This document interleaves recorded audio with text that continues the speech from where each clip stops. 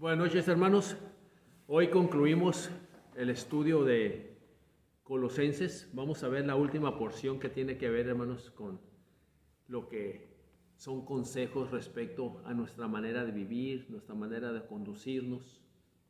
Y está en la porción, vamos a ver en el capítulo 4 de los versículos 2 al 6, es lo que nos va a tomar este último estudio de Colosenses. Y gracias a Dios, hermanos, por todo este tiempo que hemos estudiado la carta. Nunca quitemos, hermanos, o nos olvidemos, que la carta, el propósito de la carta era de Pablo, era dejar bien claro: Cristo es suficiente para la salvación del hombre y el desarrollo de una vida espiritual normal. No hay tal cosa de ser super espirituales, de ser mejores que otros, no. ¿Por qué? La santificación viene, hermanos. La santificación tiene 3 tiempos.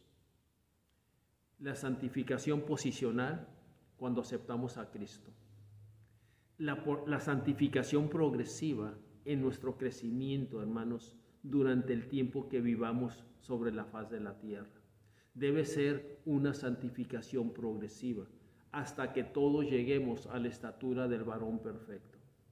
Y la santificación final, cuando el Señor nos llame a su presencia. Así que no hay tal cosa de que si observamos esto, dejamos de consumir eso, etcétera, somos mejores que otros. No, porque en la madurez, hermanos, los que alcanzamos madurez más rápido que otros, nuestro trabajo es, hermanos, ayudar a aquellos que tienen un crecimiento lento, tomándolos de la mano, hermanos, y ayudándolos a llegar a la misma estatura. Todos, hermanos, la meta es Cristo, es ser semejantes a Él, hacer las cosas como Él las hizo sobre la faz de la tierra, comportarnos, vivir como Él vivió sobre la faz de la tierra. Esa es la meta de todo hijo de Dios. Pero no hay tal cosa de que tú y yo vamos a llegar a ser súper cristianos como estos falsos maestros pretendían. No. Entonces, ese era el propósito de la carta de Pablo. Que en Cristo tenemos todo lo que necesitamos para ir al cielo y para desarrollar una vida cristiana, mientras que estemos aquí, para la honra y gloria de Él y Dios Padre.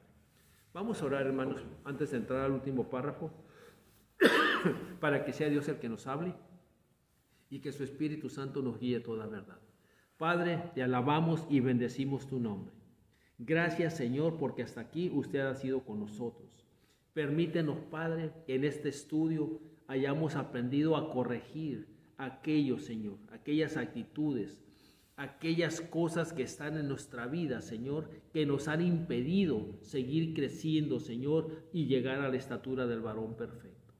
Te pido, Padre, que tú obres y que tú nos quites todo aquello que nos estorba y añadas aquello que necesitamos para la mutua edificación. Gracias por tu palabra, gracias por tu fidelidad en todo este tiempo, Señor, porque podemos decir como Samuel, Ebenezer, hasta aquí nos ha ayudado Jehová. Padre, te alabamos y bendecimos tu nombre. Pedimos por los enfermos, Padre, no nomás los nuestros, sino los que están en todo el mundo, Señor, especialmente por aquellos, Padre, que solamente esperan en ti. Tenga misericordia, Señor, y ponga su mano de sanidad sobre ellos. Y pedimos consolación para aquellos que han perdido sus seres queridos. Nos ponemos en tus manos en el nombre de Cristo Jesús. Amén.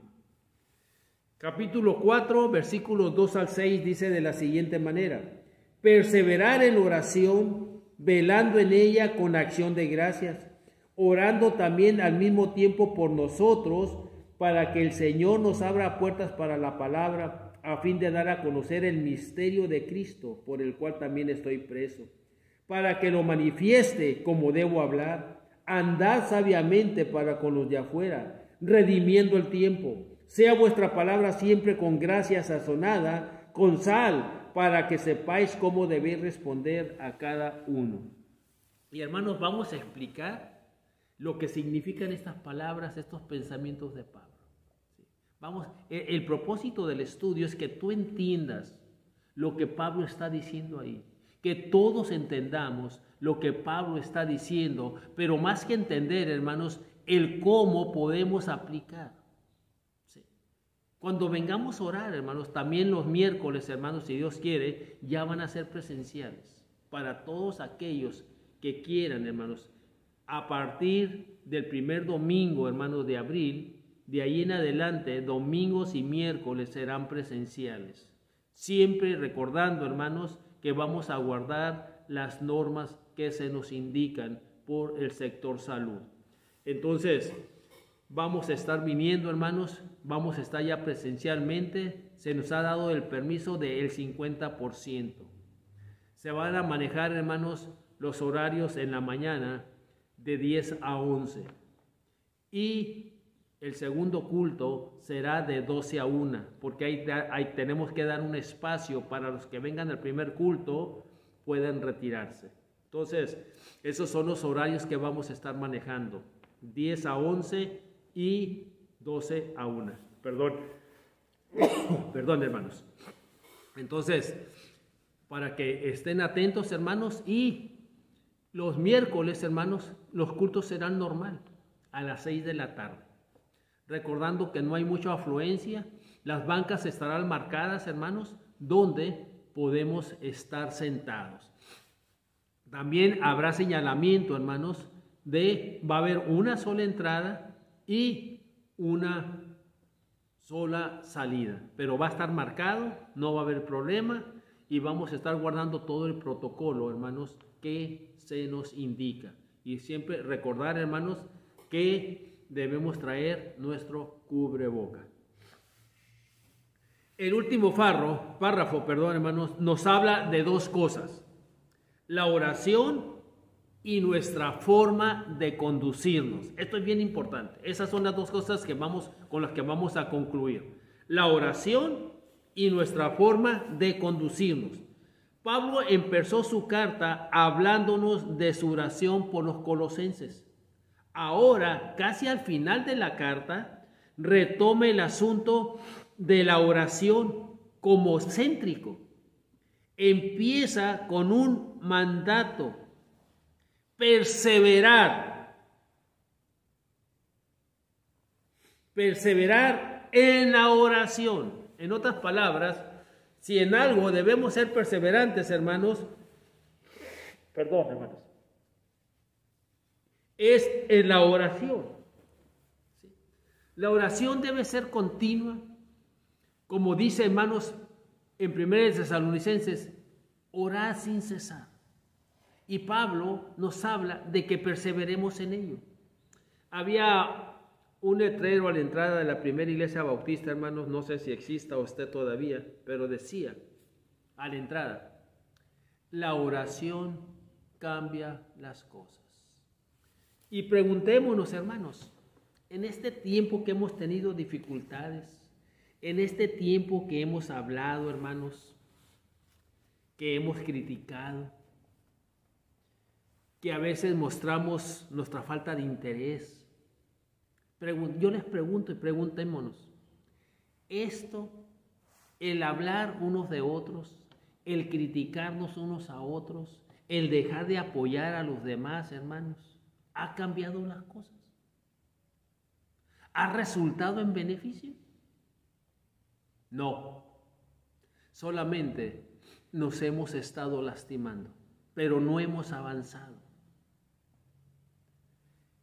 Y decía ese letrero: la oración cambia las cosas. Y por eso Pablo dice, hermanos, perseverar. Esto es mucho más que un acto repetido y significa hacerlo con agresividad y persistencia. Recordemos la palabra, hermanos, de lo que significaba Éfeso: deseo ardiente. Y no tiene que ver nada con sexualidad, hermanos. Tiene que ver con vehemencia, hacerlo, hermanos, con ese deseo, hermanos, de que las cosas cambien, de que el estado crítico, hermanos, llegue a ser un estado óptimo. A eso se refiere Pablo cuando dice perseveremos. Oremos de tal manera, hermanos, que las condiciones negativas lleguen a positivas. Eso es bien importante, hermanos. ¿Cuántas veces oramos, hermanos, con una tibieza, con un desgano? Oramos en automático, hermanos. Ya oré. Dios sabe, hermanos, cómo sale tu oración. Muchas veces nos hemos acostumbrado como oraciones como tipo rezo. Pablo dice, siéntelo, vívelo, anhélalo. Como si realmente, hermanos, quisiéramos que las cosas cambiaran. De esa manera debemos perseverar en oración. Por eso dice agresividad y persistencia. Recordemos aquella viuda, hermanos, con aquel juez que no temía a Dios ni a los hombres. Su persistencia obligó al juez a tomar una acción en favor de ella. Y Cristo nos dice, ¿cuánto más no hará vuestro Padre Celestial por ustedes si somos persistentes en oración? Y yo espero que ahora que regresemos a los cultos presenciales de oración, hermanos, oremos con esa vehemencia, con ese deseo de que la iglesia cambie para bien. Nuestra oración no debe ser monótona y fría, sino que debe estar llena de motivaciones muy concretas. Así nos dice que debemos ser vigilantes, es decir, que tiene que ser la respuesta a lo que está pasando a nuestro entorno. Si oramos, hermanos, de esa manera, Dios contestará para solucionar lo que está pasando en nuestro entorno. La oración no puede ser solamente vanas repeticiones, llenas de formalismo, con la frase mágica, en el nombre de Jesús, amén. La oración nace de una relación vigilante y viva con nuestro Dios y con nuestro prójimo. No podemos estar bien con Dios peleados con el prójimo. Y no podemos orar, hermanos. Recordemos aquella ocasión cuando Jesús le dice, si tienes algo contra tu prójimo, deja tu ofrenda en el altar y luego ve y reconcíliate y luego podrás ofrecerla. ¿Cuánto nos hemos acostumbrado a orar, hermanos, y venir a los cultos de oración y orar cuando tenemos problemas con la esposa, con el esposo, con el vecino, con el compañero de trabajo, etcétera? Dios no escucha la oración, hermanos, de un corazón que no ha confesado su pecado. Entonces tenemos que ser vigilantes, hermanos, en cómo oramos. Qué tristeza venir, hermanos, a orar y saber que tu oración no pasó del techo del templo o de la casa de oración. Porque tú no estás en las condiciones para venir a orar. Por eso Pablo dice que seamos vigilantes, hermanos, que estemos listos para orar en tener una correcta relación con Dios. Esta relación da como resultado, primero, el ser grato con Dios por lo que nos ha dado. En otras palabras, el ser agradecidos con Dios por lo que nos ha dado. Y una de las cosas que Él nos da es la oración misma, el privilegio de poder acercarnos de una manera muy especial al trono de la gracia en el nombre de Jesús. Y todo lo que pidieres al Padre en mi nombre, yo lo daré, siempre y cuando exista una correcta relación entre tú y Dios, entre tú y tu prójimo. Acerquémonos habitualmente a Dios de una manera correcta, como dice James Craig, con un corazón sin lealtades divididas y en plena certidumbre de que Dios está allí escuchándonos. Las oraciones que encontramos en la Biblia y como condición de que son un vínculo perfecto entre Dios y nosotros, tienen propósitos específicos. El primero es uno que redundará en nuestro beneficio. La oración es un elemento fundamental y básico para lograr un crecimiento normal en nuestra vida como creyentes. Este cambio que podemos obtener a su vez tiene como propósito que nos convirtamos en instrumentos de cambio en beneficio de otros. En otras palabras, yo cambio, Dios me cambia para beneficiar a otros. No es para mí el beneficio. Yo me beneficio con el cambio que Dios produce en mí y me hace andar en una relación correcta con Él. Pero el andar en una relación correcta con Él no es para gozarme yo, es para que otros obtengan beneficios de mi cambio y ellos lleguen a tener el mismo tipo de relación con Dios. La oración debe ocupar un lugar importante para que exista fruto espiritual permanente en vidas y circunstancias fuera de nosotros mismos. Escuche, la oración debe ocupar un lugar importante para que exista fruto espiritual permanente en vidas y circunstancias fuera de nosotros mismos. Pablo pide que se hagan oraciones intercesoras y podemos citar varios ejemplos en la Biblia de oraciones que algunos hicieron para cambiar las situaciones de terceros. Hechos 12, 5 al 17. Hechos 12, 5 al 17. Hechos 12, escuchen, oraciones que se hicieron para cambiar las situaciones de terceros. Y cuando Herodes iba a sacar aquella misma noche, perdón hermanos, dice, Hechos 12, 5 dice, así que Pedro estaba custodiado en la cárcel, pero la iglesia hacía sin cesar oración a Dios por él. Pedro estaba preso. La iglesia oraba con un propósito específico, hermanos, que Pedro fuera liberado.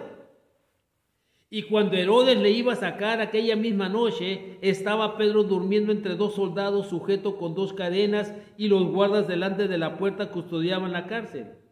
Y he aquí que se presentó un ángel del Señor y una luz resplandeció en la cárcel y tocando a Pedro en el costado le despertó diciendo, levántate pronto, y las cadenas se le cayeron de las manos. Y dijo el ángel, cíñete y átate las sandalias, y lo hizo así, y le dijo, envuélvete en tu manto y sígueme. Y saliendo le seguía, pero no sabía que era verdad lo que hacía el ángel, sino que pensaba que veía una visión. Habiendo pasado la primera y la segunda guardia, llegaron a la puerta de hierro que daba a la ciudad, la cual se les abrió por sí misma, y salidos pasaron una calle y luego el ángel se apartó de él. Entonces Pedro, volviendo en sí, dijo, ahora entiendo verdaderamente que el Señor ha enviado su ángel y me ha librado de la mano de Herodes y todo lo que el pueblo de los judíos esperaba. Y habiendo considerado esto, llegó a casa de María, la madre de Juan, el que tenía por sobrenombre Marcos, donde muchos estaban reunidos orando.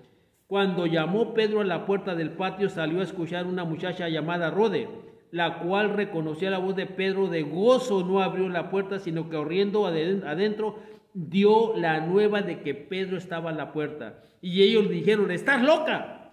Pero ellos aseguraban que así era. Entonces ellos decían, es su ángel. Mas Pedro persistía en llamar, y cuando vieron y le vieron se quedaron atónitos. Pero él, haciéndoles con la mano señal de que callasen, les contó cómo el Señor le había sacado de la cárcel, y le dijo hacer saber esto a Jacobo y a los hermanos, y salió y se fue a otro lugar.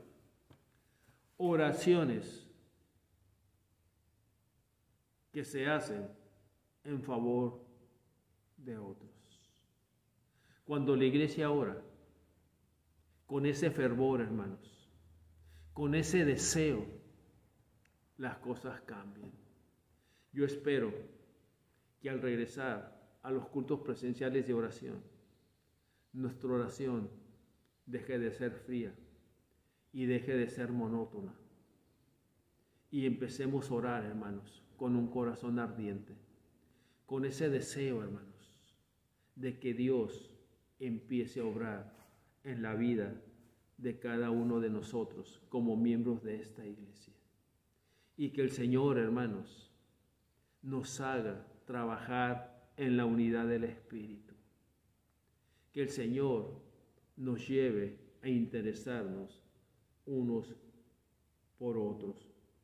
En esta relación viva de la oración se deben hacer peticiones concretas como las que aquí se presentan. ¿Cuántas veces, hermanos, cuántos miembros se levantan y dicen, tengo una petición especial delante de Dios? Pero solamente Él sabe. La Biblia nos habla, hermanos, a ser concretos.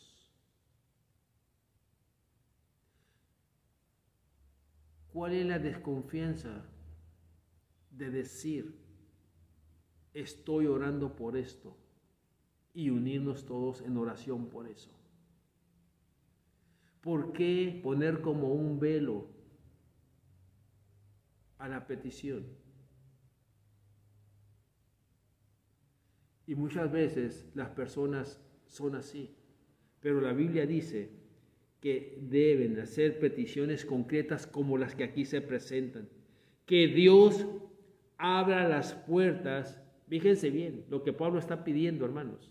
Que Dios abra las puertas para llegar con el mensaje de Cristo a sitios y personas que no lo han experimentado el nuevo nacimiento.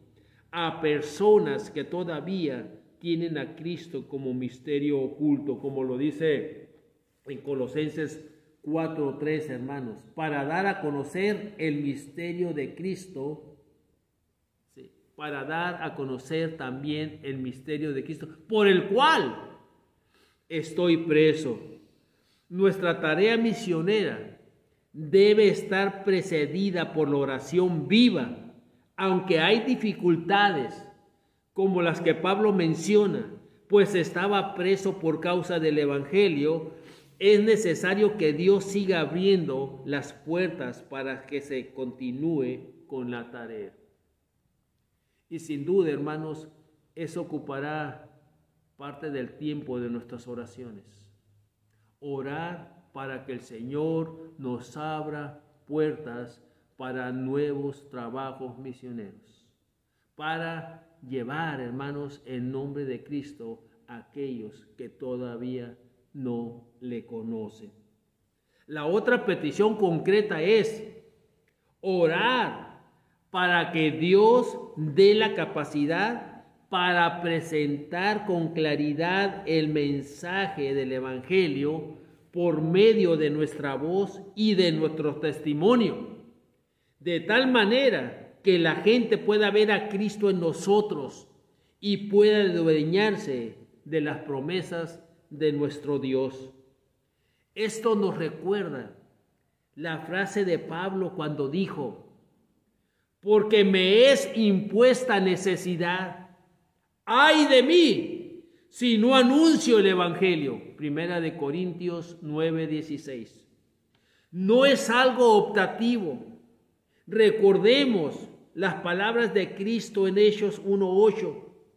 Pero recibiréis poder cuando haya venido sobre vosotros el Espíritu Santo, y me seréis testigos en Jerusalén, Judea, Samaria y hasta lo último de la tierra. Y hermanos, usted y yo tenemos que exclamar igual que Pablo: ay de nosotros si no predicamos el Evangelio, porque nos es impuesta necesidad, hermanos. Esa es la tarea, esa es la razón por la que la iglesia existe: predicar el Evangelio, llevar el mensaje de salvación en todas las formas, en todos los lugares donde Dios nos abra puertas. Y para esto se requiere el respaldo de las oraciones. En 4, 5 y 6 dice, hermanos: andad sabiamente para con los de afuera, redimiendo el tiempo. Sea vuestra palabra siempre con gracia sazonada, con sal, para que sepáis cómo debéis responder a cada uno. Se nos dice que estamos aquí. Versículos 5 y 6 se nos dice que estamos aquí para dar testimonio de lo que Cristo ha hecho en nosotros.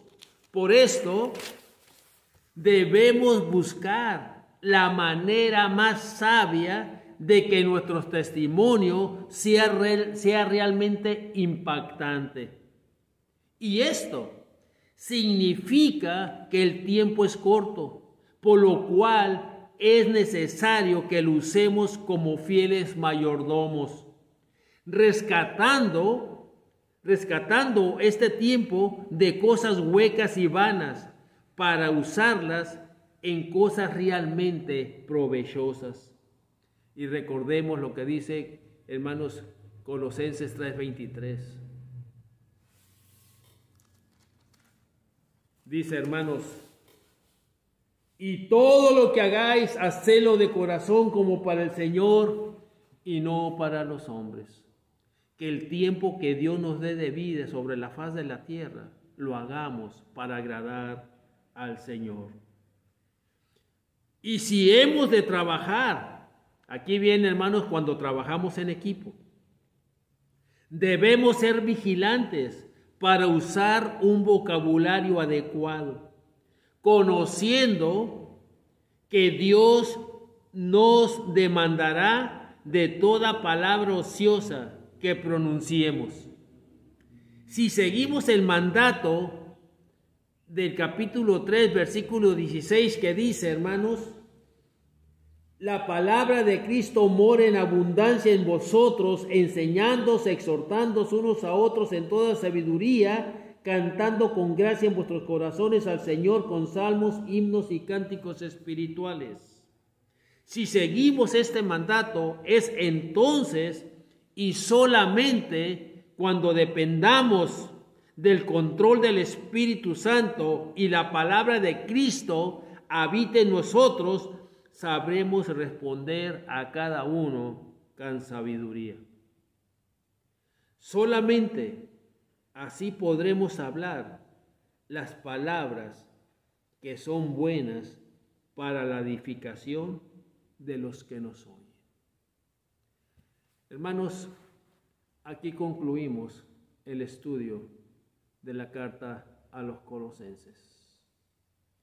Yo espero que de aquí en adelante cada uno hayamos entendido la plenitud de Cristo y que cada uno y como iglesia hayamos entendido la importancia de nuestro testimonio, de nuestra manera de hablar, y que nuestra oración cambie, hermanos, de una oración automática, de una oración fría, a una oración vehemente.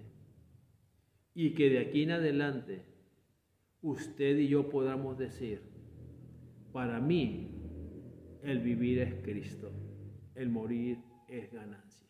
Que Dios les bendiga.